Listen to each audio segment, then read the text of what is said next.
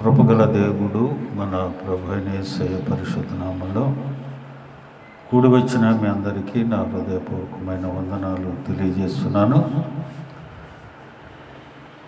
ప్రియులారా, గత కొద్ది దినాలుగా ధన్యతలను గురించి నేర్చుకుంటున్నాం. ఆత్మ విషయమై దీనులైన వారు ధన్యులు, పరలోక రాజ్యము వారిది అని మొదటిగా ధ్యానం చేశాం. రెండవది, దుఃఖపడు వారు ధన్యులు, వారు ఓదార్చబడుదురని చెప్పాం. సాత్వికులు ధన్యులు, పరలోకమును స్వతంత్రించుకుందురు అని మూడవది. నాలుగవది, నీతి కొరకు ఆకలి దప్పు గలవారు ధన్యులు, వారు తృప్తిపరచబడుదురని. ఐదవదిగా, కనికరము గలవారు ధన్యులు, వారు కనికరము పొందుదురని. ఆరవది, హృదయశుద్ధి గలవారు ధన్యులు, వారు దేవుని చూచెదరని. ఈ దినం మత్తయి సువార్త 5వ అధ్యాయము 9వ వచనములో సమాధానపరచువారు ధన్యులు, వారు దేవుని కుమారులు అనబడుదురు అని దేవుని వాక్యము కొద్దిసేపు ధ్యానం చేసుకుందాం. ప్రార్థన చేసుకొని వాక్యంలోనికి వెళదాం. అందరూ తల్ల వంచండి, కళ్ళు మూసుకొనండి, ప్రార్థనలో ఏకీభించండి. స్తోత్రము స్తోత్రము స్తోత్రముల తండ్రి, పరిశుద్ధుడా, ప్రేమగల దేవా, మీకు వందనాలు. గత కొన్ని దినాలుగా నాయన ధన్యతలను గురించి మేము ధ్యానం చేసుకుంటున్నాం ప్రభా. ఈ దినం సమాధానపరచువారు ధన్యులు, వారు దేవుని కుమారులు అనబడుదురని మీ లేఖనాన్ని ధ్యానం చేయటానికి నిలబడి నేను అశక్తుడను. నీ బిడ్డలకు ఈ లేఖనాన్ని వివరించే జ్ఞానం నాకు లేదు బాబు. నీ సిలువు చాటు నన్ను మరుగుపరుచుకొని నీ మాటలు మాకు వినిపించి నీ లేఖనానుసారంగా జీవించే కృప మాకు అనుగ్రహించి మహిమ పొందమని మా ప్రభు అయిన యేసయ్య పరిశుద్ధ నామంలో అడిగి వేడుకొనుచు ప్రార్థిస్తున్నాను మా పరమ తండ్రి, ఆమేన్. ప్రియమైన దేవుని బిడ్డలారా, సమాధానపరచువారు ధన్యులు, వారు ఎవరంట? దేవుని కుమారులు.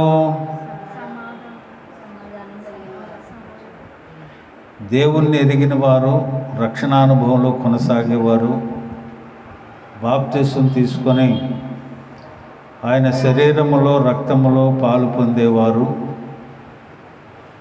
అంతేకాకుండా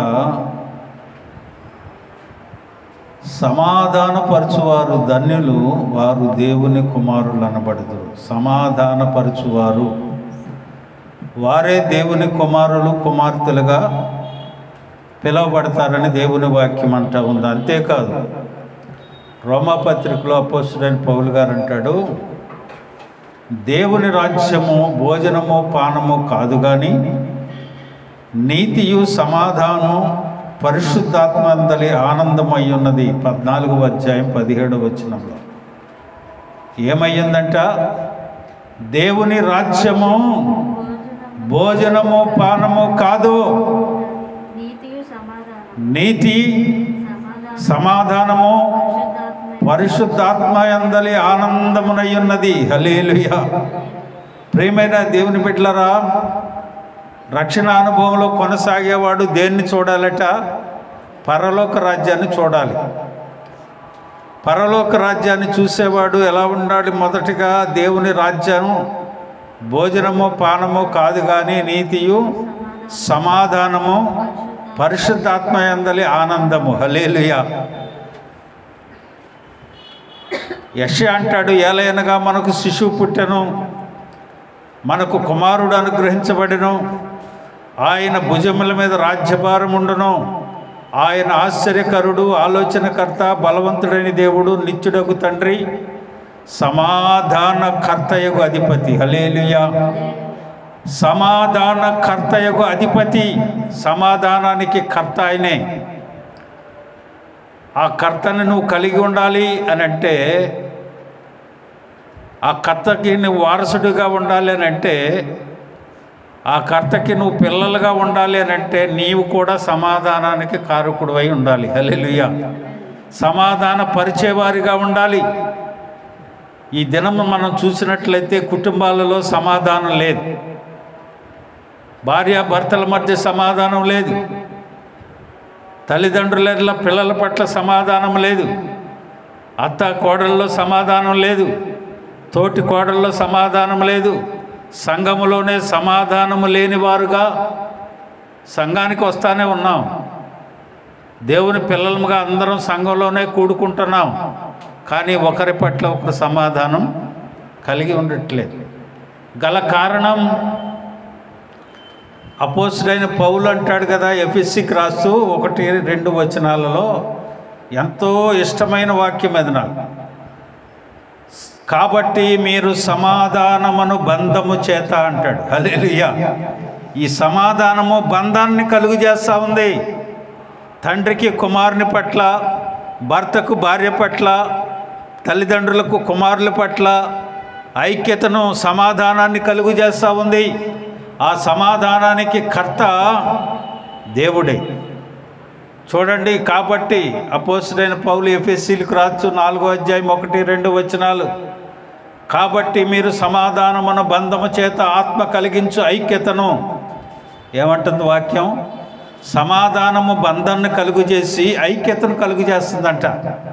సమాధానమును బంధము చేత ఆత్మ కలిగించు ఐక్యతను కాపాడుకొనుచు, ఏమండి, కాపాడుకొనుటేందు శ్రద్ధ కలిగిన వారై ప్రేమతోనూ ఒకరినొకడు సహించుకొనుచు, మీరు పిలువబడిన పిలుపుకు తగినట్లుగా దీర్ఘశాంతముతోనూ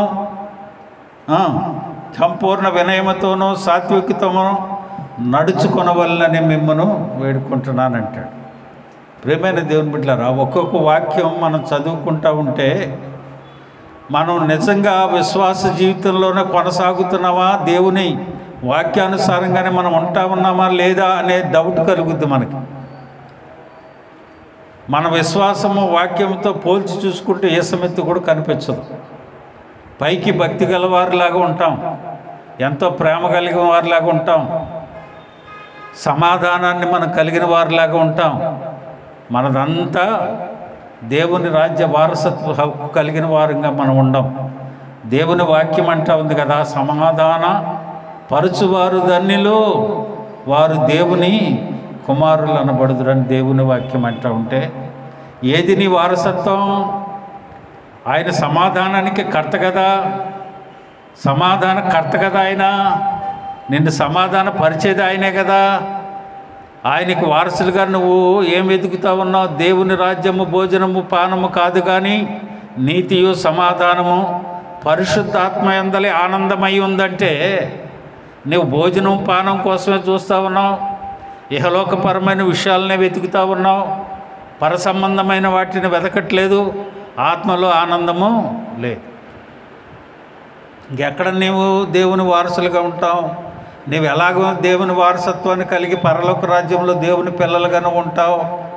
లేఖనానుసారంగా ఒక్కసారైనా మనం పరిశీలన చేసుకుంటే మనకు అర్హత లేదు అన్నట్లుగా కనపడుతుంది వాక్యానుసారాన్ని బట్టి. ఎఫెసీ పత్రికల, గలతీ పత్రికల 5:22 ఏమంటాడు చూడండి, ఆత్మఫలమేనగా ఆత్మను పొందుకున్నాడు. ఆత్మ సంబంధి ఎలా ఉంటాడు అని అంటే ప్రేమ కలిగి, ఆత్మఫలమేమనగా ప్రేమ, సంతోషము, సమాధానం. మూడవది ప్రేమ, సంతోషము, సమాధానము, దీర్ఘశాంతము, దయాళత్వము, మంచితనము, విశ్వాసము, సాత్వికము, ఆశా నిగ్రహము. హల్లెలూయా. ఇవి ఉన్నాయా మనకి? చూడండి, ఒక ఫలం ఉంది, ఫలములో ఒక తొన తీసేస్తే అది కాయలకు కనిపిస్తుందా? ఫలం ఉందండి, ఒక నారింజ పళ్ళో లేకపోతే బత్తాయికాయో లేకపోతే ఏదో ఒకటి ఉంది, అందులో నుంచి ఒక తొన తీసేస్తే ఎలా కనపడితే డొల్ల కనిపిస్తుంది, కాయలాగా ఉండదు. కాయ అనరు దాన్ని, ఎందుకని దానిలో ఒక తొన లేదు. అలాగనే ఈ 9 ఫలాలు, ఈ 9 అందులో కలిసి ఉంటేనే ఆత్మఫలం అవుద్ది. ఇందులో ఏది లేకపోయినా ఆత్మఫలం కాదు. ప్రేమ, సంతోషము, సమాధానము, దీర్ఘశాంతము, దయాళత్వము, మంచితనము, విశ్వాసము, సాత్వికము, ఆశా నిగ్రహం. కంఠస్థం చేపిస్తాను పిల్లలతో నేను సిబిసిలో కూడా. ఇవి కలిగి ఉండాలి. ఏది లేదుగా మనకి. ప్రియమైన దేవుని బిడ్డలారా, అవి లేకపోతే అవి ఉంటే నీకేం కలిగి ఉంటావు చూడండి. సమాధాన పరిచే వారికి కలిగే విషయాలు ఏంటి చూడండి. అమ్మా, ఇప్పుడు నీకు నాకు లేదు, సమాధాన పరిచేవారి పరిస్థితిని బట్టి దేవుని వాక్యం అంటాం చూడండి. కీర్తనకారుడు అంటాడు 37:37లో 37వ కీర్తన 37వ వచనం, నిర్దోషులను కనిపెట్టుము, యథార్థవంతులను చూడుము, సమాధాన పరుచువారి సంతతి నిలుచును. హల్లెలూయా. ఏమవుద్దట? సమాధాన పరిచేవారి సంతతి నిలుస్తుందట. 37:37 సమాధాన పరిచేవారి సంతతి ఏమవుతుందంట? నిలుచును. నిలుచును. వారు తొట్టిల్లరో, కుడికి ఎడమకి తొట్టిల్లరో, దేవుని భయం కలిగి ఉంటారో, దేవుని తల్లిదండ్రుల మాట వింటారో, దేవుని నడవడిలో నడుస్తారో, దేవుని భయం కలిగిన వ్యక్తులుగా ఉంటారో, వారు దేవుని దీవెనలు పొందుకునే వారిగా ఉంటారు. ఎవరో? యథార్థవంతులను చూడము, సమాధానపరచు వారి సంతతి నిలుసుదట. కుడికి ఎడమకి తొట్టిల్లడు. ఏం పిల్లలండి వాళ్ళు, ఏం పిల్లలండి అని అనిపించుకోరు. నిలబడి ఉంటారు. బండ మీద కట్టిన ఇల్లును పోలిన వారే ఉంటారు. కుడికి ఎడమకి తొట్టిల్లని వారిగా ఉంటారు. కదల్చబడిన వారిగా ఉంటారు. అలాగనే చూడండి, సామెతల గ్రంథము 12వ అధ్యాయము 20వ వచనం, కీడు కల్పించు వారి హృదయంలో మోసము కలగదు, సమాధాన పరచుటకై ఆలోచన చెప్పువారు ఏమంట? సంతోషభరితులు. హల్లెలూయా. సంతోషంగా నీవు, నీ పిల్లలు, నీ కుటుంబం ఉండాలంటే ఏముండాలట? సమాధాన పరిచే తత్వం ఉండాలి. ఒకవేళ నిన్నేమన్నా అన్నారా? సమాధానపడు. నువ్వేమన్నా అన్నావా? సమాధానపడు. దేవుని వాక్యం అంటా ఉంది కదా, ఏమంటుంది? అబ్బాయి, నువ్వు బలి అర్పించడానికి వచ్చేటప్పుడు, దేవుని సన్నిధికి వచ్చేటప్పుడు, నువ్వు వచ్చేటప్పుడు నీ సహోదరునికి నీకేదన్నా భేదం ఉందని నీకు అనిపిస్తే ముందు అది అక్కడ విడిచిపెట్టి నువ్వు వెళ్ళి మొదట నీ సహోదరునితో సమాధాన పడొచ్చి బలి అర్పించమంటాడు. హల్లెలూయా. నీవు మందిరానికి వచ్చేటప్పుడు సమాధాన పడిరా, నిష్కల్మషులుగా, నీ హృదయంలో కల్మషం లేకుండా నిండు మనస్సుతో నీ దేవుడైన యెహోవాను సేవించమని ఉంది కదా. మనసులో కల్మషం పెట్టుకొని దేవుని సన్నిధికి వస్తే కుదరదు. సమాధాన పడు అని దేవుని వాక్యం అంటా ఉంది. వారి బిడ్డలు ఏమంటారట? నిలుస్తారు, సంతోషభరితులు అవుతారు. 3వ చూడండి, రోమాపత్రిక 5వ అధ్యాయము 1వ వచనం, కాబట్టి విశ్వాస మూలమున మనము నీతిమంతులుగా తీర్చబడి మన ప్రభు అయిన యేసు క్రీస్తు ద్వారా దేవునితో సమాధానము కలిగి ఉందము. హల్లెలూయా. మన ప్రభు అయిన యేసు క్రీస్తు ద్వారా దేవునితో సమాధానము కలిగి ఉందము. క్రీస్తు ద్వారా దేవునితో సమాధానం. హల్లెలూయా. ప్రియమైన దేవుని బిడ్డలారా, ఈరోజు దేవుని వాక్యాన్ని వింటున్న నీవు ఏ రీతిగా ఉంటా ఉన్నావు? ఏ రీతిగా ఉంటా ఉన్నావు? సమాధానం అనేది బంధం. సమాధానం అనేది నిలిచేది, సంతోషంగా ఉంచేది, తండ్రితో సమాధానపరిచేది, దేవుని రాజ్యంలో మనల్ని చేర్చేది. ఆ సమాధానాన్ని మనం కలిగి ఉండాలి. చూడండి, దేవుడు ఎవరికి ఆ సమాధానాన్ని ఇస్తాడు అనే ఒక 5 విషయాలు చెప్పి ముగిస్తారు. చూడండి, మొదటిగా ఎవరికి సమాధానం దొరుకుతుంది అని అంటే, చూడండి, కీర్తనాకారుడు 29వ కీర్తన 11వ వచనాన్ని చూడండి ఒకసారి. 29వ కీర్తన త్వరగా తీయాలి. రెండవ వాళ్ళు యెషయా గ్రంథం 32 తీసి పెట్టుకోండి. ఒకళ్ళు 29వ కీర్తన 11, రెండవ వాళ్ళు యెషయా గ్రంథం 32:17. యెహోవా తన ప్రజలకు 29:11 కీర్తన, యెహోవా తన ప్రజలకు బలమును అనుగ్రహించును.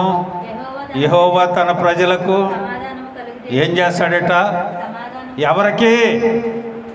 తన ప్రజలకు, తన బిడ్డలకు, తన కుమారులకు, తన కుమార్తెలకు సమాధానాన్ని కలుగు చేస్తాడు. ఒకవేళ నీవు సమాధానంగా లేదు, ద్వేషాన్ని పీకల దాకా పెట్టుకొని ఉన్నావు అనుకో, నీలో ఏమి లేదు, ఆత్మీయ బంధం లేదు, ఆత్మ సంబంధమైన విషయాలు లేవు, సమాధానం అనే బంధం నీలో లేదు, దేవుని పిల్లలుగా నువ్వు లేవు, దేవుని ప్రజలుగా నువ్వు లేవు. విషయాలను క్రమించుకో, వారికి దేవుని రాజ్యం లేదు. హల్లెలూయా. దేవుని రాజ్యము భోజనము పానము కాదు, కానీ నీతియు సమాధానమును పరిశుద్ధాత్మ యందలి ఆనందం. హల్లెలూయా. ఆ సమాధాన పరిచేవాడు పరిశుద్ధాత్మలో ఆనందాన్ని చూస్తాం. నీవు ద్వేషాన్ని పెంచుకొని మూతులు ముడుచుకొని తిరుగుతూ ఉన్నావు అనుకో, నీ మనలో ఏమి లేదు, సమాధానం అనే బంధం లేదు, ఆత్మ కలిగించే ఐక్యత మనలో లేదు. దేవుని రాజ్య పౌరులం కాదు, ఆయన బిడ్డలం కాదు మనం. దేవుని వాక్యం ఆ రీతిగా చెప్తాం. చూడండి, రెండవది చూడండి, తన ప్రజలకు సమాధానం. రెండవది చూడండి, యెషయా గ్రంథం 32:17, నీతి సమాధానము కలుగు చేయని. ఏం చేస్తుందట నీతి? తీలేదా? చెప్పానుగా ముందే. 32వ అధ్యాయము యెషయా గ్రంథము 17వ వచనం. ఏంటి? ఏం చేస్తుందట? ఏది కలుగు చేస్తుందంట సమాధానాన్ని? నీతి. హల్లెలూయా. మనం సమాధానంగా లేవంటే మనలో ఏమి లేదు, నీతి లేదు. సమాధానంగా మనం లేము అని అంటే మనలో ఏమి లేదు, నీతి లేదు. తన ప్రజలుగా మనం లేవు, తన పిల్లలుగా మనం లేవు, ఇహలోకపరమైన ఆశల్లో మనం ఉన్నాం. దేవుని వాక్యం ఆ రీతిగా సెలవిస్తూ ఉంది. ప్రియమైన దేవుని బిడ్డలారా, ఏబు గ్రంథం 22వ అధ్యాయం 21వ వచనం. రెండో వాళ్ళు మత్తయి 13 తీసి పెట్టుకోండి. ఏబు గ్రంథం 22:21, మత్తయి 10:13. ఆయనతో సహవాసము చేసిన ఎడల ఏం కలుగుద్దంట? ఏం చేస్తే? ఆయనతో సహవాసం చేస్తే. ఎలా చేయాలి ఆయనతో సహవాసం? లేవగానే వాక్యాన్ని చదువుకుంటే ఆయన నీతో మాట్లాడతాడు. నీవు ఆయనతో. మా స్నేహితులు ఏం చేస్తారు? స్నేహితులు ఏం ఒకరికొకరు బాధలు చెప్పుకుంటుంటారు, ఒకరికొకరు మాట్లాడుకుంటూ ఒకరి బాధలను ఒకరు పంచుకుంటుంటారు, ఒకడు బాధనే పంచుకుంటుంటాడు. అందుకే దేవుడు మనకి మంచి స్నేహితుడు. దేవుని వాక్యం అంటుంది, ఆయనతో నీవు సహవాసం చేసిన ఎడల ఏం కలుగుతుందంట? సమాధానం. అంటే మనం సమాధానంగా లేము అంటే ఆయనతో సహవాసం మనకి. ప్రియమైన దేవుని బిడ్డలారా, ఈ నా సొంత మాటలేం కాదుగా, దేవుని వాక్యమే మాట్లాడుతుంది. సమాధానము లేకపోతే చూడండి, కుటుంబాలలో ఒక కుటుంబం, అందరు కుటుంబం రక్షించబడతారు, కానీ భర్త ఒక చర్చి, భార్య ఒక చర్చి, కొడుకు ఒక చర్చి, కోళ్ళకు చర్చి, కూతుర్లు ఒక చర్చి. 5 ఉన్న 5 పాస్టర్లు కావాలండి. వీరిలో ఏం లేదు, దేవుడు ఒక్కడే, దేవునికి నరునికి మధ్యవర్తి ఒక్కడే, ఆయనే యేసుక్రీస్తు అనే నరుడు. అందరిని పూజించేది ఎవరిని? యేసుక్రీస్తుని. కానీ వీళ్ళు పూజించేది పాస్టర్లని. 5కి 5 పాస్టర్లు కావాలి. ఒకడు చెప్పే వాక్యం సరిపోదు వీడికి. ఆయనే మనకు దేవుడు. ఆ పాస్టర్ గారు చెప్పిందే మనం వినాలి. ఏం చెప్పాడండి? ఈయన చెప్పేదేంటో, ఆయన చెప్పేదేంటో. ప్రియమైన దేవుని బిడ్డలారా, సమాధానమును బంధము చేత ఆత్మ కలిగించు ఐక్యత కుటుంబాలలో, సంఘాలలో కనిపించటం లేదు. దేనికని? దేవునితో సహవాసం వీళ్ళకి లేదు, దేవునితో సన్నిహిత సంబంధం వీరికి కలిగి ఉండట్లేదు, దేవుని పిల్లలుగా వీరు ఉండట్లేదు, సమాధానకర్తయగు దేవుణ్ణి వీరు కలిగి ఉండట్లేదు, ఆయనతో సహవాసం వీరికి లేదు. కనుక వీరేమంటున్నారు? వీరేం చేస్తున్నారు? ఐక్యతను కోల్పోతూ ఉన్నారు, సమాధానం అనే బంధాన్ని కోల్పోతున్నారు. కనుకనే దేవుని వాక్యం అంటుంది, ఒకవేళ అలాంటి పరిస్థితులు మనం ఉంటే ఈ రాత్రి దేవునితో మనకు సన్నిహిత సంబంధం, సమాధానకర్తయగు దేవుడు మనలను సమాధానపరచును గాక. హల్లెలూయా. చూడండి 10:13, మత్తయి సువార్త 10:13. ఆ ఇల్లు యోగ్యమైనది అయితే ఎవరి సమాధానం ఎవరి మీదకి వెళ్ళద్దే? దేవుడు దైవజనునికి ఇచ్చిన సమాధానం ఆ ఇంటి మీదకి వెళుతుంది. లేదంటే 5 పాస్టర్లు మన ఇంటికి వచ్చాడు అనుకో, 5 మన ఇళ్ళల్లో దూరారు అనుకోండి, ఏం జరుగుతుంది అక్కడ? ఒకడనకాల ఒకడు ఎత్తుకెళ్తాడంటూ యోగ్యత ఏది అక్కడ? ఆ ఇల్లు యోగ్యమైనది అయితే నేను ఇచ్చిన సమాధానము యోగ్యత లేకుండా నువ్వు ఎంతమందిని తెచ్చుకున్నా అంతే, యోగ్యత లేకుండా మనం ఏం చేసినా అంతే. దేవుడిచ్చే సమాధానం మనకి మన కుటుంబాలకి రావాలంటే మొదటిగా మన కుటుంబం యోగ్యమైనదిగా ఉండాలి. అప్పుడు ఆ సమాధానం మన మీదకి వస్తుంది. హల్లెలూయా. ప్రియమైన దేవుని బిడ్డలారా, ఈ రాత్రికాల సమయం ఈ ధన్యతల గురించి ఎన్నో విషయాలు చెప్తా ఉన్నాను మీకు. ఆత్మీయ జీవితం స్థిరపడాలి, బలపడాలి, దేవుని రాజ్య పౌరులుగా, వారసత్వులుగా, పిల్లలముగా, తన ప్రజలముగా మనం ఉండాలి అని అంటే దేవుడు ఈ ధన్యతలు అనేక విషయాలు తెలియజేశాడని మీకు చాలాసార్లు చెప్తా వచ్చాను. చాలా జాగ్రత్తగా దేవుని వాక్యాన్ని వెంబడించాలి. చూడండి 5వ అధ్యాయం 34 మత్తయి సువార్త 5వ అధ్యాయము 34.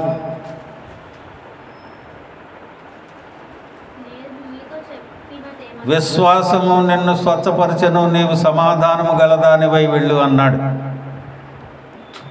నీ విశ్వాసము మనకుంటే దేవుడు సమాధానాన్ని అనుగ్రహిస్తాడు. రోమాపత్రిక 8:6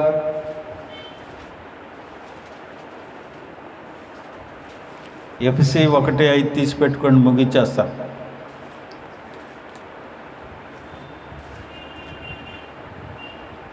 రోమాపత్రిక 8:6 ఆత్మానుసారమైన మనస్సు ఏమైందే? జీవమును. ఆత్మానుసారమైన మనస్సు కలిగి ఉన్నవాడు ఎలా ఉంటాడు? సమాధానం కలిగి ఉంటాడు. సమాధానం మనలో లేదంటే ఏమి లేదు, మనలో ఆత్మానుసారమైన మనసు లేదు. జీవాన్ని మనం కలిగిలేం. తండ్రి వద్ద పిల్లలుగా మనం లేము, వారసత్వులుగా మనం లేము. ఎందుకని?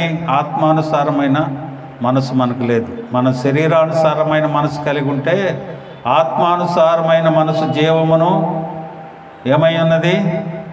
సమాధానమును అయినది, శరీరానుసారమైన మరణము అయి ఉన్నది అంటాడు. ప్రియమైన దేవుని బిడ్డలారా, ఈ రాత్రి దేవుని వాక్యాన్ని వింటున్న నీవు దేవునితో కాకుండా సమాధానాన్ని నువ్వు కలిగి ఉంటే, దేవునితో సన్నిహిత సంబంధం కలిగి, ఒకవేళ మనకు సమాధానం లేని పక్షంలో ఇతరులతో, విశ్వాసులతో, కుటుంబాలతో సమాధానం లేకపోతే ఏమంటుంది? దేవుని కుమారులుగా వారు ఉండరు. ఒకవేళ అలాంటి పరిస్థితుల్లో మనం ఉంటే చూడండి, ఎఫ్ఎస్సి పత్రిక 1వ అధ్యాయం 5 ముగించేస్తాను. 10 నిమిషాలు చెప్దాం అనుకున్న 20 దాటిపోయింది. ఎఫ్ఎస్సి పత్రిక 1:5 త్వరగా తీయాలి. తన చిత్త ప్రకారమైన దయా సంకల్పము చొప్పున యేసు క్రీస్తు ద్వారా తనకు కుమారులనుగా స్వీకరించుటకై మనలను ముందుగా తన కోసము నిర్ణయించుకొనేము. హల్లెలూయా. యేసు క్రీస్తు ద్వారా మనం కుమారులుగా కావాలంటే ఈ కలిగి ఉండాలి. తన ప్రజలుగా ఉండాలి, నీతిని అనుసరించి నడవాలి, ఆయనతో సహవాసం చేయాలి, యోగ్యమైన వారంగా ఉండాలి, విశ్వాసం కలిగి ఉండాలి, ఆత్మానుసారమైన మనసు కలిగి ఉండాలి. అంతేకాకుండా తన చిత్త ప్రకారంగా ఆయన దయా సంకల్పం చొప్పున క్రీస్తు యేసు ద్వారా ఆయన పిల్లలముగా మనల్ని ఆయన నిర్ణయించుకున్నాడు. హల్లెలూయా. ప్రియమైన దేవుని బిడ్డలారా, అంతటి దేవుడు అంత విషయాలను మనకు తెలియజేశాడు. దేవుని కుమారులుగా మనం ఉండాలి అని అంటే ఏమై ఉండాలి? సమాధానపరచువారు ధన్యులు, వారు దేవుని కుమారులు అవుతారు. అక్కడ తండ్రితో మనం ఉండాలి అని అంటే సమాధానాన్ని కలిగి ఉండకుండా మనం ఉంటే అక్కడ ఉండం. కాబట్టి సమాధానమును బంధము చేత ఆత్మ కలిగించు ఐక్యతను కాపాడుకొనుచు అట్టి రీతిగా మనం ముందుగాక